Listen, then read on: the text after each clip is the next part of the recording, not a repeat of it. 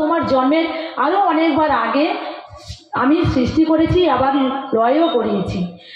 আর আমি সবই জানি, তুমি এর কথা কিছুই জানো না। আমি এই বিশ্ব ব্রহ্মাণ্ড যতবার সৃষ্টি হয়েছে, যতবার লয় হয়েছে, সবই আমি তার সাক্ষী হয়ে বসে আছি, কিন্তু তুমি তাই জানো না, তাই তুমি অবাক হচ্ছ। আচ্ছা, বলছে এই বিশ্ব ব্রহ্মাণ্ড অনেকবার তো সৃষ্টি হয়েছে, ধ্বংস হয়েছে, কিন্তু আস্তে আস্তে যে গীতার কথা আমি এরও আগে শুধু অর্জুনকে যে বলেছি, যে কুরুক্ষেত্রের যুদ্ধে শুধু যে অর্জুনকে শুনেছি তা না, এরও আগেও আমি শুনিয়েছি। তা যত দিন যাচ্ছে, যুগ কাটছে, মানুষ তত এই গীতার কথাগুলোকে, ভগবানের তত্ত্ব জ্ঞানকে তারা ভুলে গিয়েছে।